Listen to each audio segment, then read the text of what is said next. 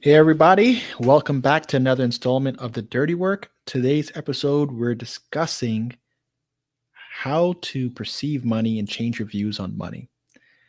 It's Carl Pierre, founder of Entp Life, or creator at Entp Life. I don't even know what to call myself here on the channel. I guess I'm just an Entp who's documenting his life journey. Usually the way that we kick these off, I like to start out with like a 3-minute kind of build up time to allow people to make their way on over. They get their alerts on this YouTube live, and it actually pushes to Facebook as well. So however long it takes to start to build a little bit of an audience, so I'm not talking to myself. We wait that first 3 minutes, and then we get into the topic of the day. So we're talking about money today, and for those of you who are interested in money and changing your opinion on money, how you perceive money, and how changes in perceiving money may affect your overall life. If you're curious about that, or you feel that you need some sort of changes, then this is the installment for you.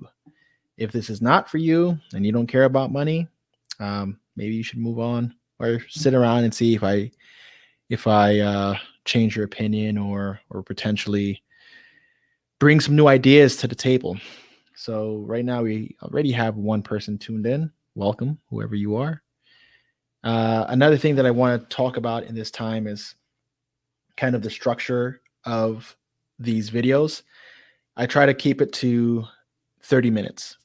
Main reason why, I think more than 30 minutes is too long.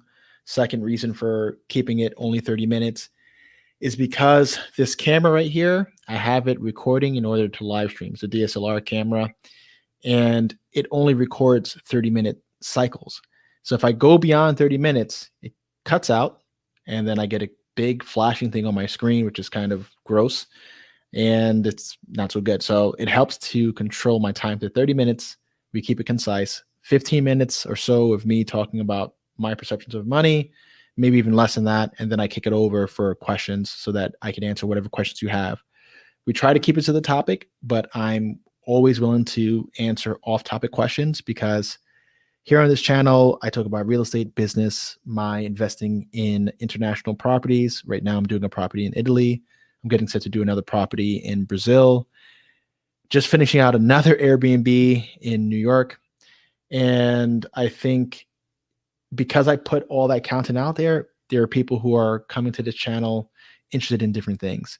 I have another large chunk of my audience that's coming from how to start a home care agency or how to start a nurse staffing firm.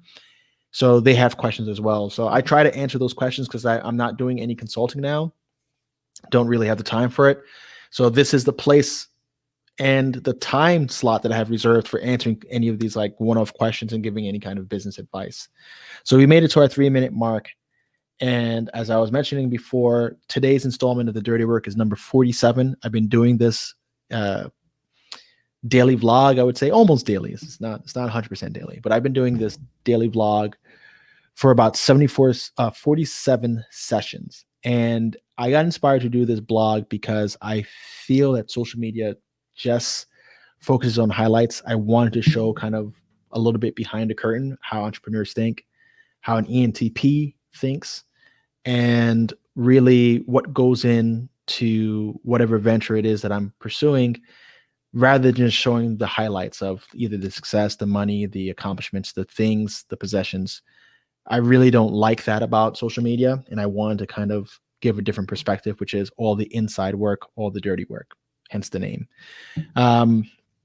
So this installment is how to change your view on money, or change how you view money is exactly how I'm titling it. Each of these installments starts with a tip of the day, and this tip of the day or topic of the day is changing your view on money. I get asked all the time. Even today, I was talking to my brother, my younger brother, Jason, and he was like, what is your goal financially? And my goal is rooted really in how I perceive money. I want to achieve complete financial independence. At this point, I'm already well beyond what financial independence is required, like the minimum requirements for financial independence, covering my lifestyle, covering my expenses, being able to provide for my family through passive income, can completely stop doing what I'm doing right now, retire, and live comfortably in any country in the world. However, I have bigger dreams to do more things that kind of require a little more money. I'm kind of like a project based guy. So I want to have enough disposable income that even if I were to take on commissioning a piece of art in a city, I could pay for that out of my pocket without any kind of fundraising, without any kind of sponsorship, etc. If I wanted to run for office, president of the United States, mayor, governor, whatever office, I want to be able to fund myself entirely without having to bend to donors, that sort of thing.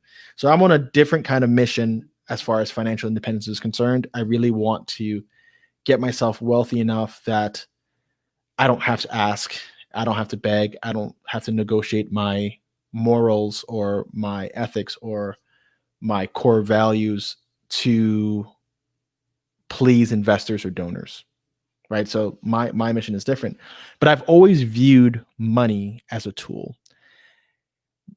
A lot of people have a different relationship with money. They almost view money as being like a vital necessity, like blood, water, oxygen.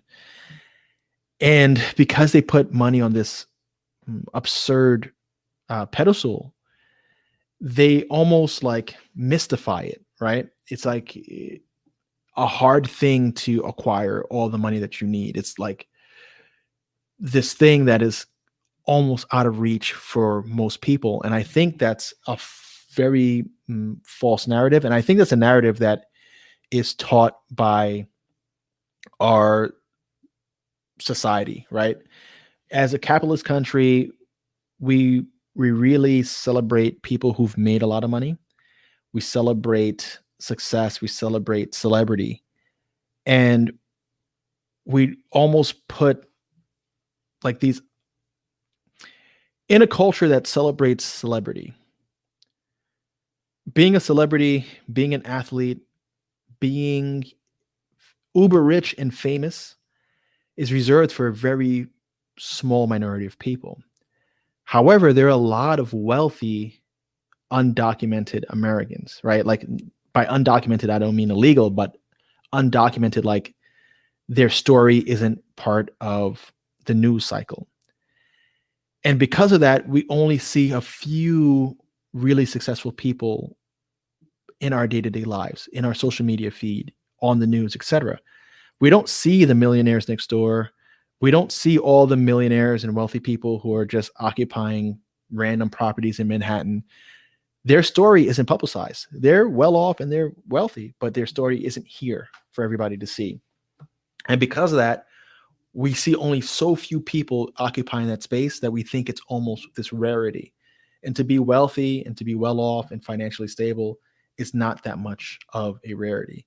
Even you being an American citizen or an American resident, a person working in America, even earning minimum wage, that already puts you in the top 1% of earners in the world. A lot of people don't realize that. But if you're making $30,000 a year, you're in the top 1% of world earners. So when you see people talking about the 1% are too rich, they're talking about the 1% of the United States. They're not even looking at the rest of the world. $30,000 a year, you're extremely well off. I'm hunting for properties in Brazil. And in this hunt, I'm coming across apartments renting for 1,100 reais a month. To give you perspective, the reais is about 5.5 to $1. So let's just call it $5, right? 5 reais to $1. That means those apartments are renting for like $220 a month. Beachfront, oceanfront property renting for $220 a month in Brazil. Okay. That lets you know how wide the disparity in wealth is. Somebody who's making minimum wage, $30,000 a year. Well, I'm talking about New York City minimum wage, but New York City minimum wage, $30,000 a year. If they were making that passively, they could go and live in Brazil, the state of Rio, rent an apartment, have enough money to maintain their lifestyle. They probably could do that for $1,000 a month. Same thing in Colombia, same thing in the majority of South America, if not all of South America applies by those rules. Single person, $1,000 a month, you're doing more than fine. And what I see is that people have this, like I said, they put money on the pedestal, they put it out of reach, they think it's this foreign thing that they can't get, and they're not looking at it on a very global level. And they're not even looking at it from a perspective of how do I earn more money for myself? So for those of you who are tuning in, just a side note, I know I've been talking about how to invest in 1 to 4 family real estate through my program, Killing the American Dream. I was going to do a live this Thursday. However, I'm so pressed for time between now and when I leave to Brazil on Friday that I haven't really finalized and reviewed my seminar well enough that I'm pushing it back to November. I'm actually pushing it back to Tuesday, November 3rd. I'm going to be doing my seminar on how to invest in 1 to 4 family real estate, talking about my program, Killing the American Dream, how to get into that, how to get the mentoring, how to participate in the Invest and Learn program. I felt like I was condensing things way too much, and that tends to be my way as an ENTP. I have a false sense of what time is, and I was looking at it, I was like, I just don't have enough time to do a quality job here. So I'm pushing it to November. So anybody who I've been telling expect it tomorrow, my apologies, I'm rescheduling. I haven't even promoted it well enough. So you'll start to see that it'll start to trickle into my YouTube feed, Facebook feed, Instagram feed, really pushing the promotion for November. That gives me about a month to prepare, and it should be outstanding. But when we're talking back to the changing your viewpoint on money, you need to look at money as a tool, and you need to look at money as what it is, a piece of paper or some digits in an account that represent your ability to trade, right? Either to influence people in their time and how they use their time, usually for you, or this thing to barter and trade for goods, things that you need, food, energy, whatever. Once you start to look at money in that way, instead of something that's only preserved for the uber famous or the uber successful, once you look at it for what it is, it's just a vehicle of trade. Get that idea through your head, you start to change your relationship with money. Your ideas start to become, well, how do I get more of this tool? How do I collect more of this object, right? Demystify it. Take away the idea that money is hard to get, because it really isn't. You just need to be able to determine where money is flowing. This is an example I give all the time. If you're standing between a fire hydrant that's gushing water and the wall that it's spraying water towards, and you step in that pathway, you're going to get wet, right? So if you can identify where money is flowing and where it's flowing in great volume, and you insert yourself between the two because you're providing some sort of service or you're selling a product in that stream, you're going to make money, right? Another analogy is the rising tide raises all boats. If the stock market is strong and you put money there, guess what's going to happen? High probability, the stock market is going to continue to rise and you're going to make money. You need to be able to identify where money is moving and insert yourself in that. Earlier today, I was talking about how much money affects how we live. I was talking about having the freedom to travel with my partner, being able to afford a nanny to watch her while we go away. And for some, that expense of $2,000, $3,000 a month in childcare is too much. And I look at it as being kind of a drop in the bucket. And what you get for that $3,000 in time to focus on your other businesses, in time to focus on your partner, in times to focus on yourself, $3,000 is nothing relative to those things that you're getting for the $3,000. So a lot of people will say, God, I can't afford $3,000 in childcare. I can't spend $1,500 or whatever it's going to cost you to have somebody stay with your child for a week so that I can now go on vacation. Because how much is that vacation going to cost me? $4,000, $5,000? Too much. I can't do it. They take themselves out the game. If you start to think about how can I truly achieve making enough money that $5,000 in childcare, $3,000 in childcare is only a day's salary or less than a day's salary, it's okay. I could spend it no different than I spend $100. If you start to think, how can I do that? You start to naturally create a plan that leads you to that lifestyle. What I see happen with a lot of people is they look at the money, the dollar amount. It's an amount that they've never made. It's an amount that everybody has told them is a lot of money. And then they just say, oh, I can't do that. And they take themselves out the game, right? Because they're still mystifying money. But if you only look at money as a tool, if you look at it as this thing that enables you to do more of what you want to do, and you identify where it's moving to and from, I guarantee you change your mentality to that, you'll start to aggregate and accumulate money a whole lot differently. Another thing that I want to do before I kick over to questions is you need to be kind of realistic and progressive with how you capture money. You need to start identifying, okay, how much do I need to live comfortably for whatever your lifestyle demands? Then how do I go about getting that money passively? And then how do I continuously expand on that? And if you could kind of first identify, okay, I need to make $20,000 a month passive. Once you identify that as step one, how much you need, then you could start researching pathways and methods to get 20,000. You might discover one pathway that's $1,000 passively. And then you'll just say, in order to get to 20,000, I need to do this 20 times. And it takes me 3 months to do it once. For example, setting up an Airbnb apartment. I have videos on that. You could set up an Airbnb apartment. Takes you 2 to 3 months to get stable, find it, furnish it, stabilize it, get it rented. And you should start seeing anywhere from 600 to 1,000 in New York City, for instance. You do that 20 times. You do that every 3 months for, 5 years, right? You do it every 3 months for 5 years. You'll start making $20,000 a month. You've achieved your freedom number. You're out the game. And then you could turn around and pay somebody $3,000. Someone who's willing to work for the salary, you pay them $3,000 a month, $4,000 a month to manage your Airbnbs. Now you're making $15,000. And each 3 months after that, if you want to continue expanding on that business, you can. And that's the way that you need to think about it. So once again, tip of the day, change how you view money. It's not this magical thing.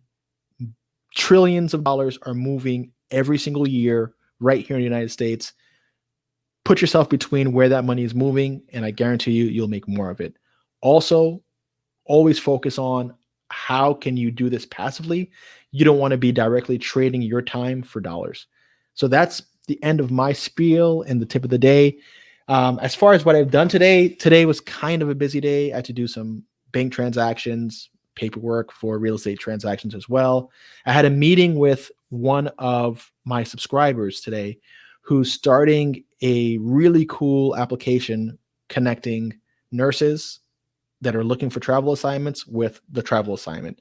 So he saw my interview on Earn Your Leisure, and we actually met here in Fort Lauderdale. He was just happened to be in Florida for the week. He reached out to me. This kind of is in line with you miss every shot you don't take. He reached out and said, hey, would you like to meet? I said, sure. I got half an hour to talk. Ended up talking to him for an hour, giving him a lot of insight for free. And it turned out to be a pretty productive conversation, and we'll be in touch going forward. Maybe there's an opportunity for us to work together. So you have to take chances in life, even if it's just raising your hand and asking a question or asking to meet or something along those lines. That being said, let's switch over to the questions. Tony Lee, if you're still here, please, how can I contact you? Well, first of all, this is what I tell everybody. If you got me on a comment, you got me in a question or whatever this case, you've already made contact. If you're saying that you want to get my personal phone number, my email address is in my about section. You can email me there. You could reach me by hitting me in the comment section. But one thing that I tell everybody, honestly, you can't be selfish with your request. I'm here putting out content for anybody who's willing to listen, right? And I do it in a general way so that I could reach as many people as possible. I'm not going to stop and take time out and away from my company, away from my family, away from my friends, just to have a private conversation with you. Sometimes I may do it. Most of the times I won't. So the best thing that you could do if you want to engage me, do it in the comment section. That way I could answer it, and maybe your question or your situation applies to multiple people. So I don't have to answer that question 50 times, right? I appreciate that you want to have this private conversation, but you want to talk, we could hop on a live like this, have a conversation. If you don't want to talk and you don't want to leave in the comment section, I can't keep having private conversations. It's just something that kind of bothers me. But ask your question. I'll pull it up right here. I'll answer it now that we have time. I have 9 minutes to go. So please feel free to ask, and I'll get to it. Sheldon says it sounds like himself. I'm not sure. Sheldon's one of my boys, man, since high school. So I'm not sure if he's talking about putting money on the pedestal. I think he might be talking about that. I tell you all the time, you have everything that you need to make tons of passive money. You have a college education, you have an internet connection, you speak English fluently. You got what it takes. So it's just a matter of applying it. Robert Campbell, welcome back. Are most of your real estate deals from hard money loans? Yes. Would you say that best option for leveraging credit with no money down to flip? Would you say that's the best option for leveraging credit with no money down to flip? A hard money lender will not lend you money if you're not in the deal, right? They want the term everybody uses. They want you to have skin in the game. Why? If you F up the deal and they completely lend you money and you're like, I don't want to do this anymore. What happens? They got money tied up into this property, tied up into renovations, and you walked away. Most hard money lenders are going to want you to have 20% or more of the project cost in the deal. That way you have enough in that you're not going to walk away from the project. I don't see any hard money lender giving you carte blanche and just saying, here's $300,000, figure it out. And guess what? You didn't have to spend a single penny getting there. Now, in my program, Killing the American Dream, if you don't have that 20%, I teach you how you can raise that 20% from friends and family, strangers, etc. All right. So you can essentially, through your efforts of raising money, secure the 20% that you need in order to do the deal, right? So you get to 20% cash from someone or some people, and then you do your deal with hard money and you get it done. The majority of my deals I do with hard money. Some of my deals I do all cash, depending on how much cash I have, what the lending environment's like, when does it make sense for me to be all cash or be leveraged up. It usually makes more sense for me to be leveraged up.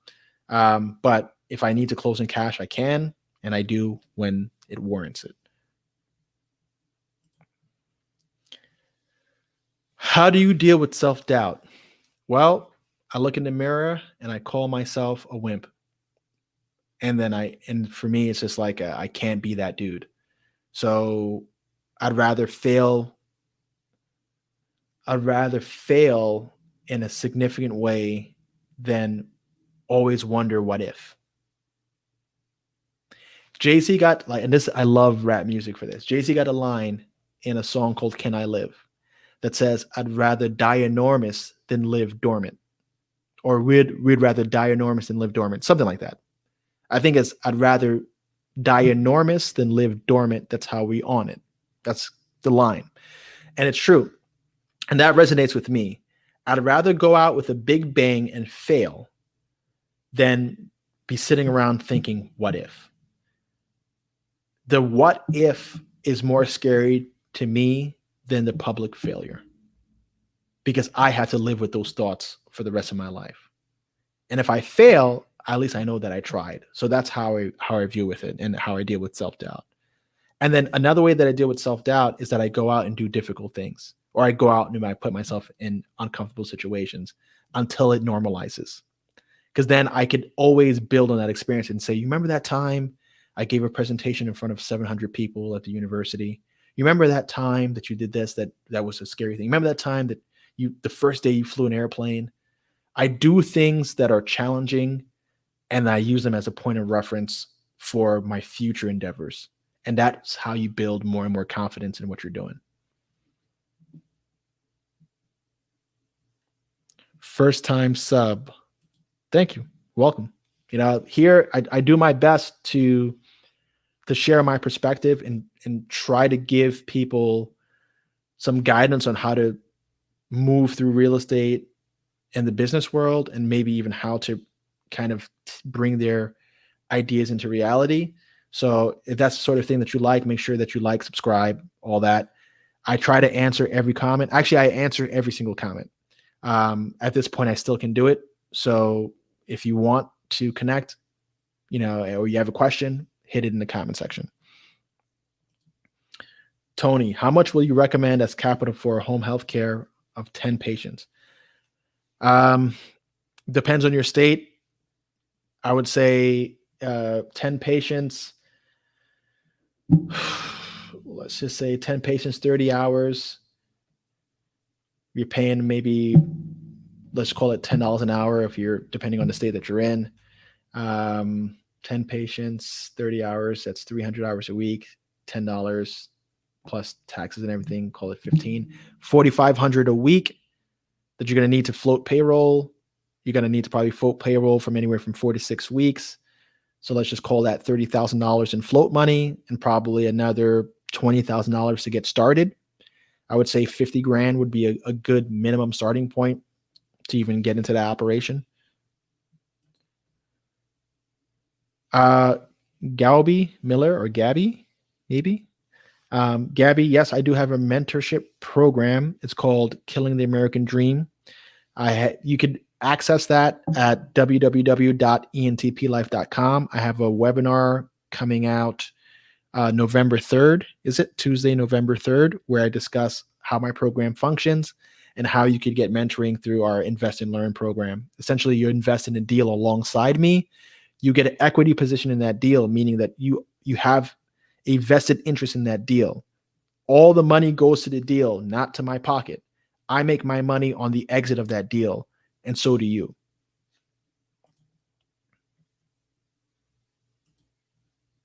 Dino, man, what's going on, baby? I haven't seen you in years, man. Dino's my cousin. Hope all is well. I'm glad that you're checking in. That is the line, one of my favorites. Exactly.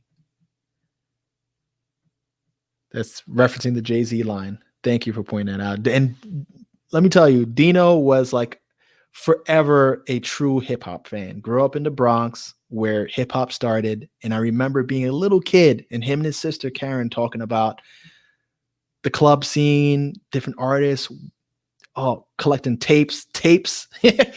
So, you definitely had a lot of influence on me, more than you can imagine.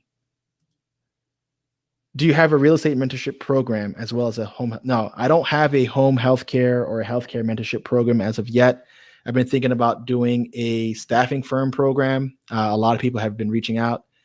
If I could get to it, I'll either release it in December or January. It'll probably be short, like the staffing firm side, because I think staffing firms are relatively easy to start. So it'll probably be like a 5 to 6 hour training program, step by step, how to get started, documentation, that sort of thing. That's what I have in mind, at least. So just stay subscribed and I'll announce that. I'm going to just extend this a little further. Okay. I just have to recycle the record time. And that pretty much rounds it out. So if you are interested in any kind of real estate mentoring, or I haven't started the healthcare side of things, definitely stay subscribed. I announce everything that I'm doing here. As far as the real estate is concerned, I'll just put it up here. You could go to www.entplifelikemyhandle.com. And if you're on there, right, I have a pre-registration. And if you look into my comment section for this video, or the description for this video, I have the full link to the program. $97 a month. That's less than $3 a day for you to learn how to invest in 1 to 4 family real estate. Each video is about an hour long. It's a total of 15 hours showing you step by step how I approach it. Those of you who want to get mentoring, I could only mentor small groups at a time. I do 5 to 6 investors. You have to be invested in a deal. I'm not dealing with anybody who's like, please mentor me, and they don't have any cash to invest. No, because you're going to ultimately waste my time. I've done this for other people, and they don't end up actually pulling the trigger. That's why I call it killing the American dream, with the motto being pulling the trigger on taking the action, take the action towards killing the American dream, pull the trigger, right? So that's the idea behind it. So in order for you to get mentored, you invest in a deal alongside me. I don't care about your money. The money goes into a new LLC. That LLC is investing in a deal, and we split the profits pro rata your position in the deal and my position in the deal and my position in that vehicle. Even that model is a model that you can use to raise money from your friends and family. When you're doing a friends and family raise, you essentially will be repeating the same thing that I'm doing with you. Your friends and family are going to come in for a certain percentage of the deal. They're going to give you the seed money so you can invest in the deal. And then you do the deal, you flip the deal, everybody makes money. So I'm structuring my mentoring exactly in a way that you can replicate what I'm doing and start flipping properties on your own. I make my money mentoring you by investing alongside you rather than you paying me. I think that's a scam. I don't think you should pay anybody for mentoring if you're not going to have any exposure to a deal. And that's why I designed it the way that I did.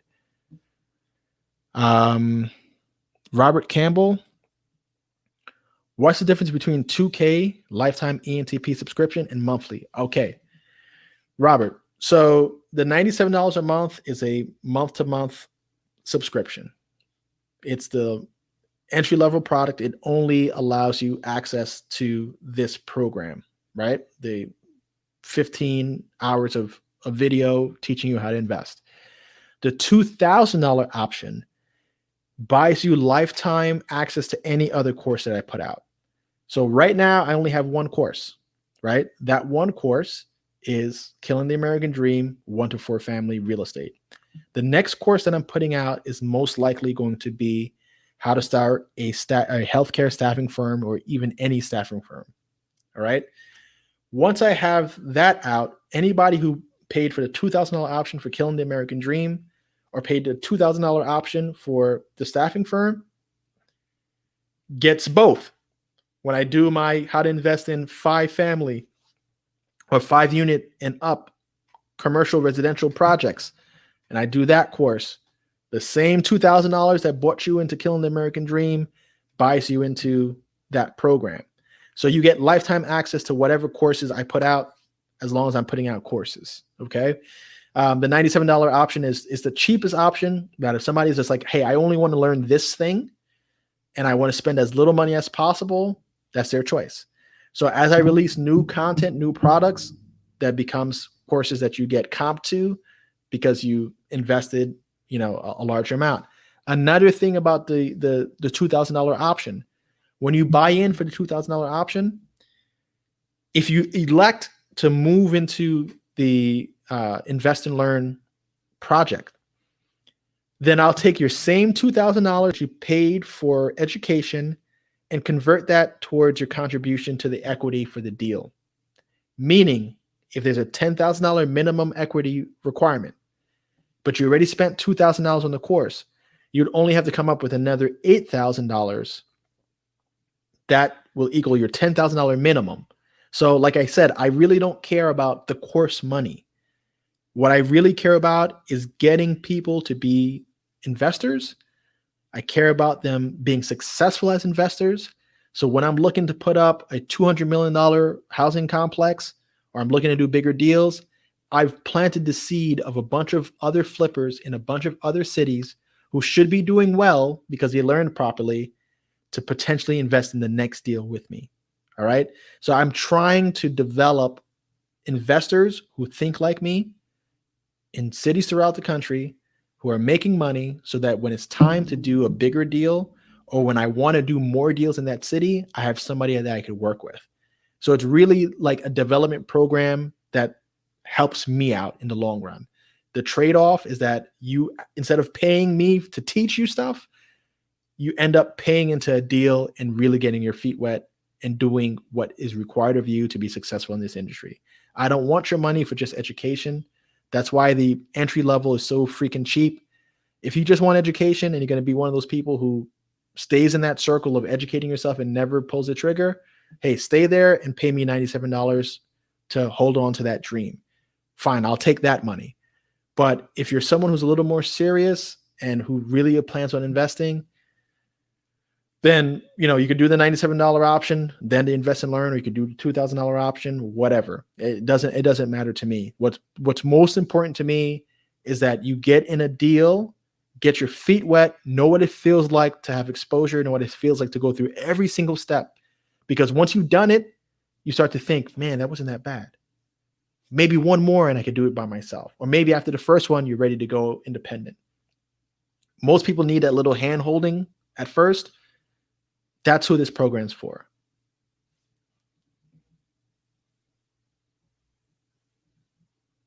I'm not sure if there's any more questions. I don't see any more questions pending. I'll leave it for one more minute. Close out saying, thank you guys for tuning in to the Dirty Work. This is a trial for me, testing different setups. I like how this looks, even though I look like pretty old. I got gray hairs on the side. It's crazy to see myself aging like this. But this is really an experiment for me to start engaging more with the subscriber base, see what effect that has on my YouTube numbers, see what effects it has on building and cultivating an engaged subscriber base. And also allows me to practice kind of my speaking skills so that I'm able to get better and better at live broadcast. When I do my regular videos, my produced videos, I work with a teleprompter. I work with a outline of what I'm going to talk about. So it's more concise, it's more focused. So it's harder for me to do these like freestyles. I could talk all day, but sometimes I lose my train of thought. And this is my exercise to getting better with that. Another reason why I do this is because I'm thinking about doing a podcast and I want to develop my speaking skills and my workflow a little bit better so that if I do a podcast that's kind of related to this dirty work where we're kind of going over entrepreneur hacks or international travel and how to retire early. I'm not quite sure what I'm going to be covering on my podcast, but it's probably going to be around that, like advice for entrepreneurs and business owners or abandoning the comfort of the United States and living abroad. I have a feeling that the latter one is going to be more interesting to people. So I'm starting to think that may be the direction, but that's why I'm testing these projects like the project in Italy, the project in Brazil. It's all testing to see what's going to resonate most with my audience and what's also natural to me. Lori Bianca. So yes, the question that Lori's asking is the investment amount in any deal that I do, the minimum is $10,000. And it really depends on the deal. Some deals may be more depending on how big of a deal it is, but $10,000 is the minimum because I think that's a realistic number that people can part with and not feel like, especially if you're going to be getting into this industry, $10,000 is a drop. I would say the average cash requirement for one of my deals is anywhere from $60,000 to $100,000. That's your 20% down payment, your float money for construction, your debt service, all the little miscellaneous things. So if you're thinking about being a real estate flipper, you should be putting 60K to 100K at work per deal. So that's just kind of how it works out for me, mostly investing in the Northeast or New York, New Jersey. So $10,000 is just like enough to show that you're serious and that you're comfortable separating yourself from 10K. If you're not comfortable separating yourself from 10K, it means that either you're undercapitalized and you shouldn't be investing, or that really your personality isn't for it. Because what happens when it requires 100K, 200K, 600K, $1 million? What are you going to do? Right? So to me, it's like the fair number to gauge how serious somebody is, and also to make them feel like, all right, I'm in. $1,000, I mean, I don't want somebody's $1,000 to invest in a deal with me. It's like, it's not even worth the effort to get them to complete their operating agreements, follow up. It's just $1,000. It's like, whatever. But I hope I answered your questions. Thank you very much for joining me here at ENTP Life's The Dirty Work. If you enjoyed this video, make sure you share it with your friends, family, anybody who would gain value from it. Like, subscribe, and I'll see you in the very next one, which is going to be tomorrow. And I'm going to be doing this for the next 30 days, even in Brazil. So stay tuned for those, because I'll be able to kind of pull in the sights and the sounds of Brazil, and you get to get a sense of what it's really like to be there. I think those are going to be kind of fun. So make sure you catch me on those installments, and I'll see you tomorrow. Take care.